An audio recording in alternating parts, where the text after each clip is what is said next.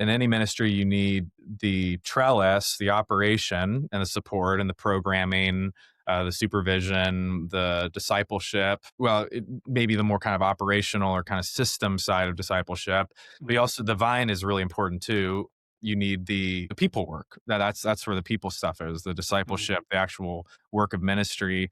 And that if you have a bunch of systems, but you don't have a ministry really that is thriving on top of that, you're missing the main point. Hello, my name is Hugh Plappert, and welcome to Church Tech Careers, where we go into the back office of ministry and learn how to uplift our church members and have an impact on our communities through technology. And today's video is brought to you by PhoneLive.io. Being on top of the latest in technology doesn't require you to have a brand new church. Today's church has a very interesting history, but they are staying with us on top of technology, and it's very exciting today. Hello, my name is Hugh Plappert, and welcome to Church Tech Careers. Our guest today is Peter Christiansen from Falls Church. Wow, your church goes way, way back, and welcome, by the way, Peter, to the recording. So your town is named Falls Church, and it's named after your church. Mm-hmm. And your church goes way back to George Washington. So congratulations to 250 plus years. Mm-hmm. All right. Wow. That's so cool. Let's not go that far back. Let's go back to how you got started in church technology. Well, thanks for having me on, Hugh. I have probably not the most typical story of how folks get in. I've actually was in a different career field for the majority of my professional career. I worked in fundraising, database systems, and making integrations between different technologies for a while. And I grew up in the church, worship leading in middle school and some through college. I went to a Christian school, Grove City College, and I studied history. So nothing really related to what I'm doing now. And audio and music was always a moonlight for me. I did some contractual work here and there. I really enjoyed it. I mean, you could ask my wife and see my basement and all the stuff I have in there.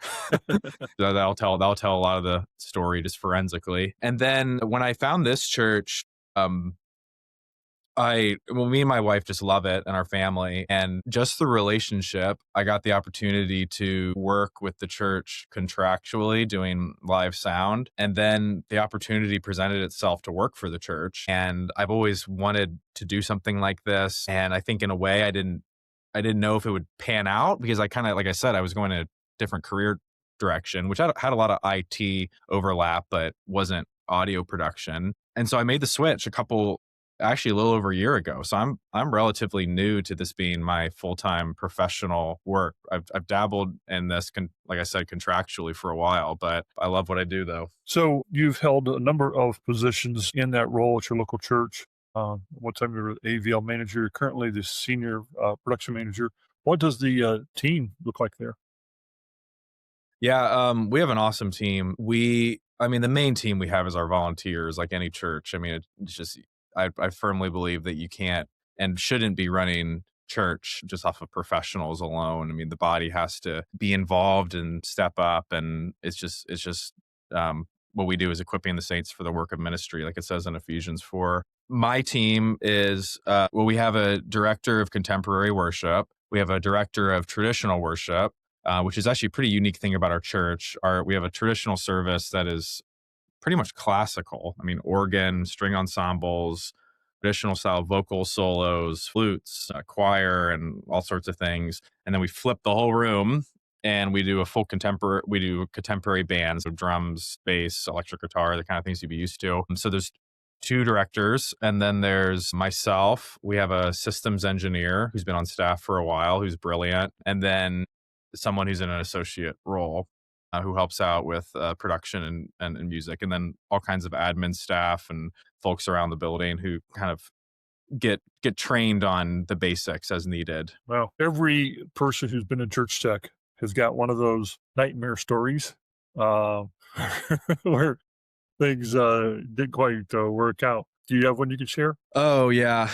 The one that comes to mind, it might not even be the most nightmarish, but it is in a way. It kind of highlights the importance of having redundancy. Is we had a guest preacher from Oxford come, and while our pastor is introducing him to preach, I mean, he flew over from the pond. We lose Dante network, just goes down completely, and we learned later it was a voltage drop in a power supply on the leader clock that then just caused the whole system to go haywire. And the joke around the building for the whole church, our church had a good sense of humor about it, like our staff did, but the joke the following week was Dante's Inferno. So there's literally a meeting put on the calendar called Dante's Inferno. But we had some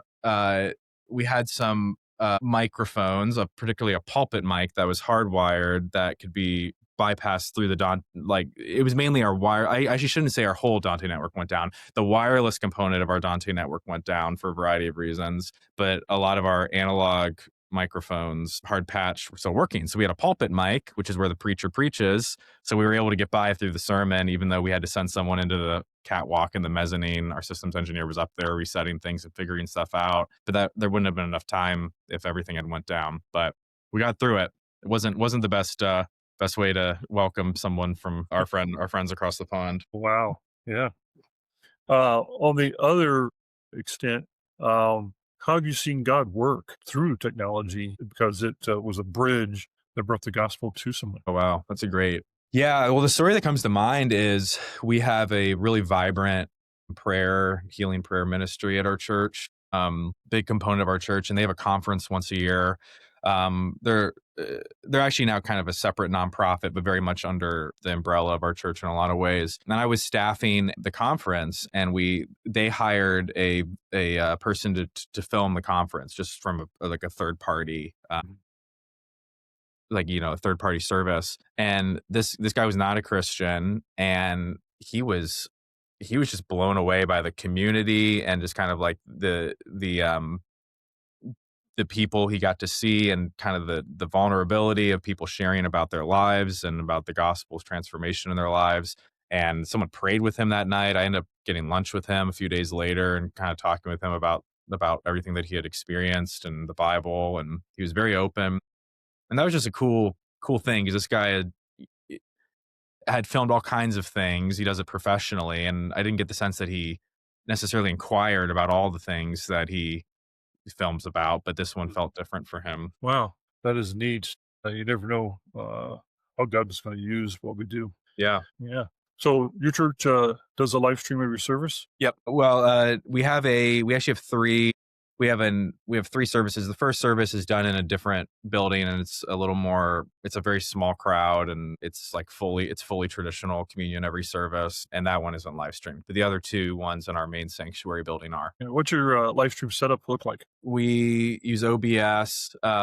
We stream off of. We've actually made some changes in terms of how we do the audio streaming. Several Sony cams that are just controlled through a ROS switcher and a Sony controller at the front of house. We have 6 cams. No one's doing like single cam operation walking through the house. They're all installed. I made a change recently. When I came on, we used to have our monitor console in the monitor room be feeding in-ears and broadcast, and we did that by letting the channels be the IEM mixes, more or less. They use Klong to mix their own ears, and then doing group bus-based mixing for broadcast. But it was a tough ask for me to ask a volunteer, sometimes a contractor, but oftentimes a volunteer, to be in that room for 4 or 5 hours just by themselves. It's like it's a very isolated room, and it also two things. It divorced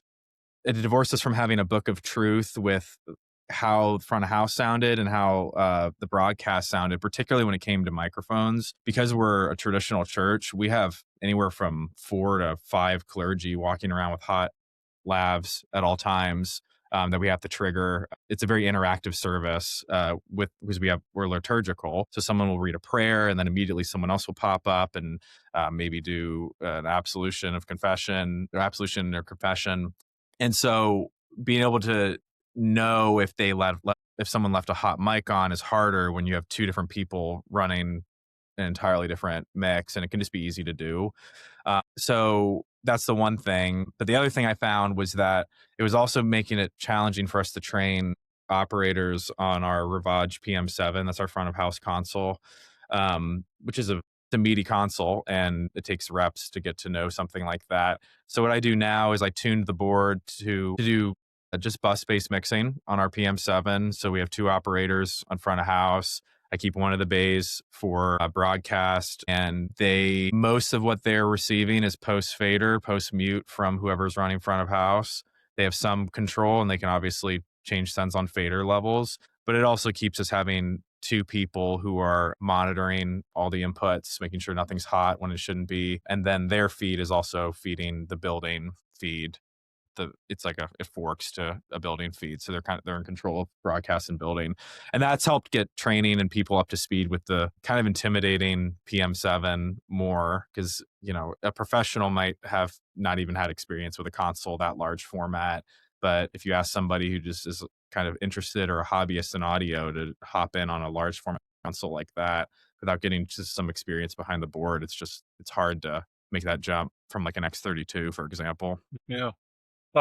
It costs to do ministry. We don't love money. We don't chase money, but man, it does cost. So, what are some of the creative ways that you finance and work within the budget that your church has for technology? Well, I got to give kudos to our engineer on staff. He's such a smart guy. He's an electrical engineer by trade. It's essentially like having an integrator on staff. I mean, he really is that ability level. So he's able to. I mean, he was just talking to me the other day about replacing batteries in a UPS. And if you buy the whole battery from Mid-Atlantic, it's 400% markup versus if you just buy the actual battery cells and replace them yourself. You can do it for a quarter of what the cost is. So he's able to find ways that we can repair, upgrade, that kind of thing without having to go through just fully professional services.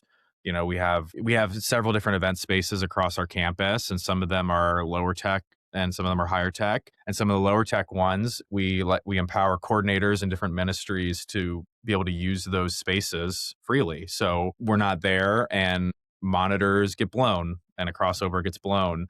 And then because of just having someone with that expertise on staff, we just know we'll order a crossover and we'll replace the crossover in the amp, as opposed to sending this in for servicing at whatever cost that would be. So I think that's just an example of where having really like paying people who are talented, who know what they're doing, can really just be resourceful, as opposed to having to contract out everything. Sometimes I would say another big thing, I mean, we budget for contract services, but the more that we build our volunteer team, the more that we can rely less on that.